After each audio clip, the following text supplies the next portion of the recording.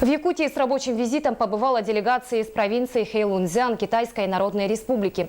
В ее составе представители бизнеса, госаппарата и торгово-промышленных палат региона. Во главе с вице-губернатором провинции господином Сунь Яо. Отметим, что провинции Хэйлунцзян принадлежит около трети китайских инвестиций в российскую экономику и четверть от объема внешней торговли. Китайская делегация встретилась с якутскими коллегами во главе с Егором Борисовым. Перспективы развития якутско-китайских отношений в сюжете Афанасия Николаева.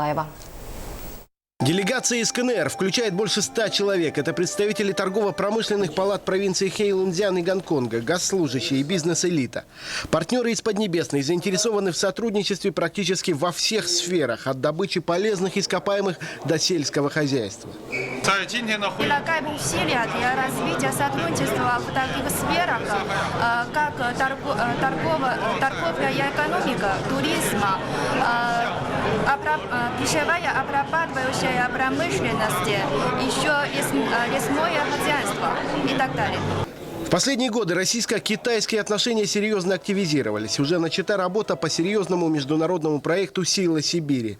И теперь речь идет уже о торгово-экономических связях, то есть сближении на уровне бизнеса и отдельных субъектов. Предприятия, наше муниципальное образование и наши конкретные территории сегодня используют технологии, которые производятся в Китайской Народной Республике.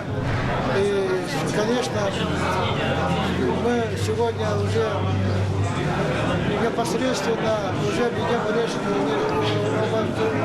об отношениях между муниципалитетами и субъектами Китайской Народной Республики. В рамках работы делегации прошли встречи и переговоры по вопросам инвестиций, торговли, туризма и сотрудничестве в сфере агропромышленности.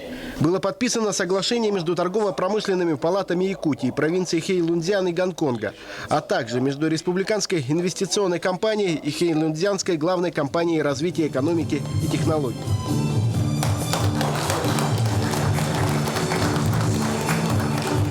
Одно из самых перспективных направлений сотрудничества является создание нового шелкового пути – транспортной артерии, которая свяжет Китай через Якутск и Тикси с Европой. С Китая через Якутск, Тикси и в Европу.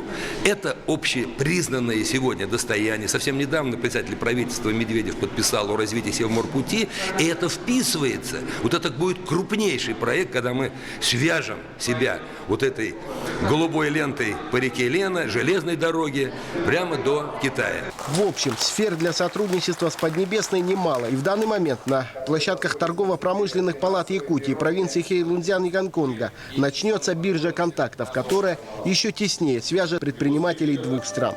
Афанасий Николаев, Юрий Филиппов.